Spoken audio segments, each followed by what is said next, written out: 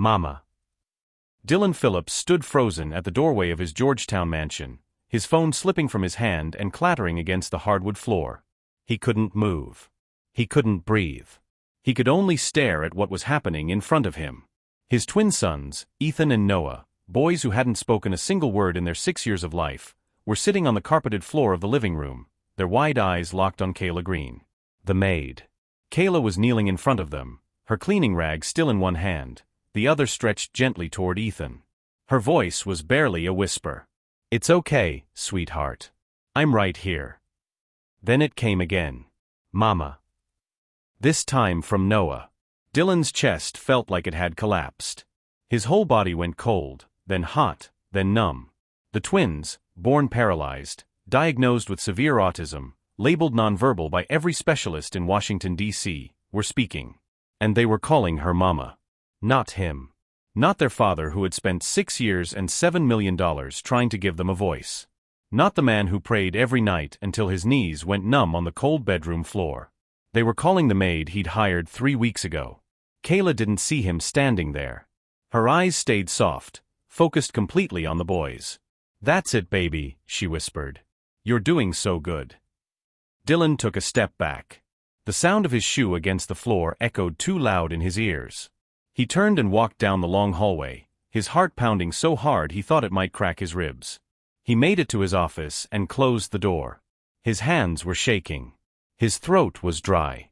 He sat in the leather chair behind his desk and pressed his palms flat against the cool wood, trying to steady himself. What did he just see? What was happening in his own house? For 6 years, he'd been told his sons would never speak. Therapists said their brains couldn't process language.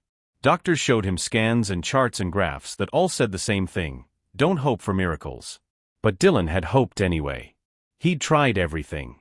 Therapy 5 days a week. Experimental treatments. Specialists flown in from Boston, New York, California. He bought equipment. He renovated rooms. He rearranged his entire life. Nothing worked. And now, a maid from Silver Spring, Maryland, who'd been in his home less than a month, had done what no one else could. She got them to speak. Dylan leaned back in his chair and stared at the ceiling. The sound of that word wouldn't leave his head. Mama. He felt his throat tighten. His late wife, Lily, had died 2 years ago. Breast cancer. She never got to hear their sons speak. She used to sit with them for hours, singing lullabies, reading books they couldn't understand, holding their hands even when they pulled away. "They'll surprise us one day," she used to say. "I know they will." Dylan had stopped believing her after she died. But maybe she was right. Maybe she'd been right all along. "You know what breaks my heart? How many of us walk past miracles every single day and never stop to notice?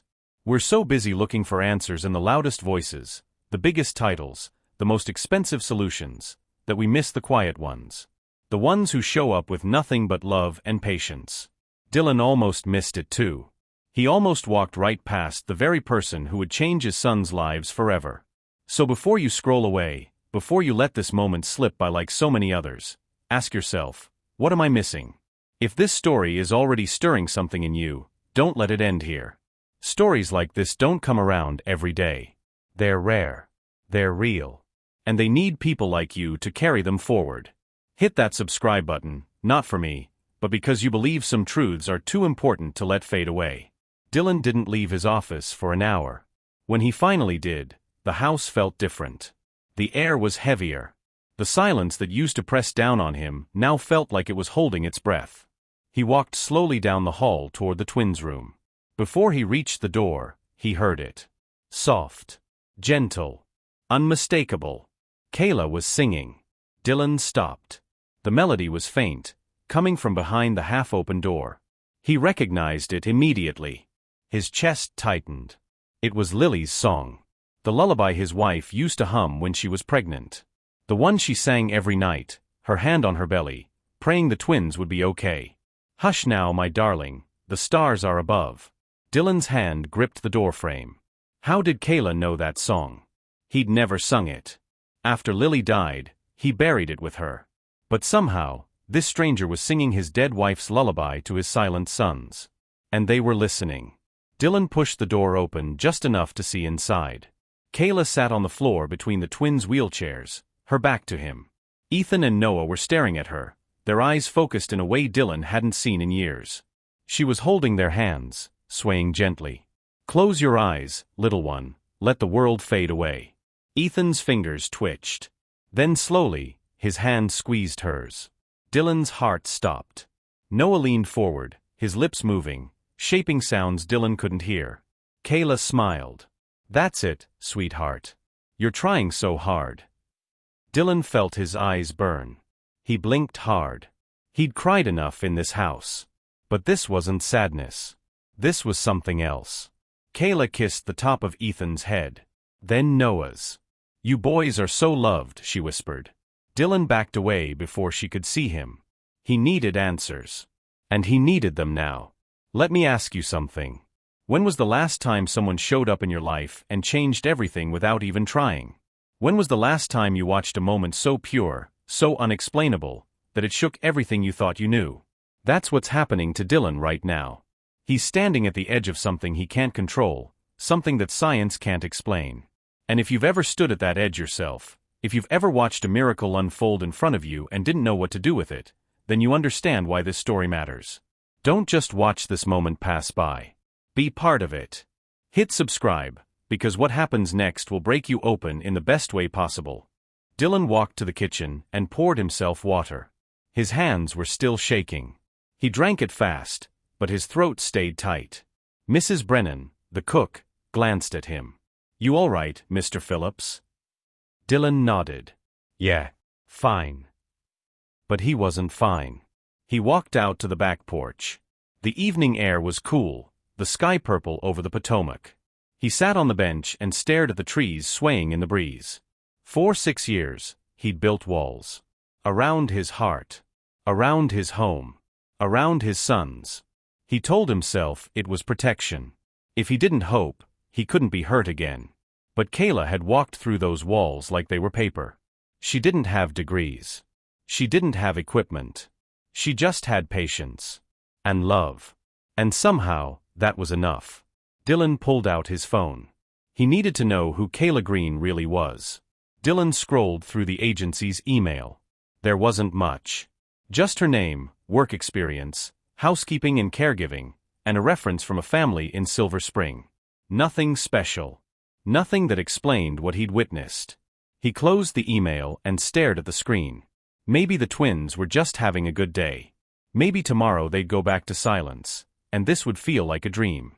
But deep down, Dylan knew better. Something had changed.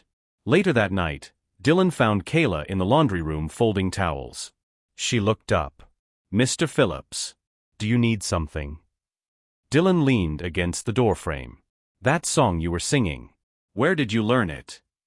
Kayla paused. "My grandmother used to sing it to me when I was little." Dylan's jaw tightened. It was my wife's song. Kayla's eyes softened. "I'm sorry. I didn't know." "Don't stop," Dylan whispered. "They need it." Kayla set the towel down. "Your boys love that song." "I know." Dylan's voice cracked. "They called you Mama today." Kayla's eyes glistened. "They're just confused." "No." Dylan stepped closer. "They understand more than you think." "How did you do it? How did you get them to speak?" Kayla folded her hands. "I didn't do anything special, Mr. Phillips. I just talked to them. Listened to them. Treated them like they mattered. They do matter." "I know." Her voice was gentle. "But sometimes people forget that love doesn't need a degree.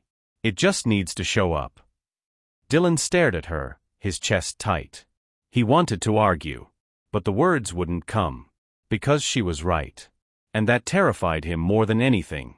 Because if love could heal his sons, what else had he been doing wrong? Here's the hard truth nobody wants to hear. Sometimes we spend years fighting battles the wrong way. We throw money at problems. We hire experts. We exhaust ourselves trying to fix what's broken. And then someone walks in, someone quiet, someone simple, and does what we couldn't do in a heartbeat. Not because they're smarter. Not because they tried harder. But because they loved without conditions. Dylan's learning that right now. And it's tearing him apart. If this story is making you feel something, if it's reminding you of someone you lost, someone you failed, or someone you're still fighting for, then stay. Subscribe. Because the next part of this story will wreck you. And maybe that's exactly what we all need. Dylan barely slept. Every time he closed his eyes, he saw Ethan and Noah reaching for Kayla, heard their voices saying that impossible word, Mama. He woke before sunrise. The house was dark and quiet. He walked downstairs, his feet cold against the floor. The kitchen light was already on. Kayla was there, sitting with a cup of tea, a worn Bible open in front of her. She looked up. Morning, Mr. Phillips. Dylan poured coffee and sat across from her. The silence wasn't uncomfortable. It just was. Can I ask you something? Dylan said. Of course. Do you believe in miracles? Kayla closed her Bible. I do. Why? She thought for a moment. Because I've seen them. The quiet ones. The ones that happen when people stop trying to control everything. Dylan's throat tightened. I've been trying to control everything for 6 years. I know, Kayla said softly. But you can't control healing, Mr. Phillips. You can only make space for it. Dylan stared into his coffee. I don't know how to do that. Yes, you do. Kayla reached across the table and touched his hand. You just have to stop being afraid. Her words hit him hard. He pulled his hand back. I'm not afraid. Yes, you are. Her voice was kind. You're afraid that if you hope again, you'll lose again. But hope isn't something you lose. It's something you choose. Dylan stood abruptly. His chest was tight. I need to check on the boys. He walked out before she could respond. But her words followed him down the hall. Hope is something you choose. And for the first time in 6 years, Dylan thought maybe he was ready to choose it. Dylan opened the door to the twins' room. They were awake, sitting in their beds. When they saw him, Ethan's face lit up. Dada. Dylan froze. His breath stopped. His heart felt like it cracked open. Ethan had just called him Dada. His son. His boy. The child doctors said would never speak. Dylan's legs moved before his mind caught up. He crossed the room and knelt in front of Ethan, tears streaming down his face. Say it again, buddy. Please. Ethan smiled. Dada. Noah giggled and reached for him. Dada. Dylan pulled both boys into his arms and sobbed. He didn't care who heard. He didn't care about anything except this moment. His sons were speaking. And they were calling him Dada. For the first time in 6 years, Dylan felt whole. But then he heard footsteps behind him. It was Kayla. And she was crying too. Kayla stood in the doorway, her hand over her mouth, tears running down her cheeks. They said your name, she whispered. Dylan looked up at her, his face wet with tears. They did. She walked over and knelt beside him. You're their father. They know that now. Dylan shook his head. You did this. You brought them back to me. Kayla touched his shoulder. No, Mr. Phillips. God did this. I just showed up. Dylan looked at his sons, then at Kayla. Don't leave. Please. They need you. I need you. Kayla smiled through her tears. I'm not going anywhere. Dylan pulled her into the hug with his boys. For the first time since Lily died, his house felt like a home. The silence was gone. And in its place was love. But Dylan didn't know that in 3 days, everything would change again. This is where most people stop. They watch the happy ending and walk away feeling good. But this story isn't over. Because real life doesn't end with a hug and a smile.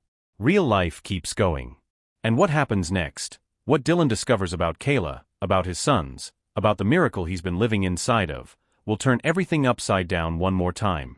If you've made it this far, if you felt every word of this story in your chest, then you owe it to yourself to see how it ends. Subscribe. Share this with someone who needs to feel something real today. Because stories like this, they don't just entertain. They heal. And maybe that's what we all need right now.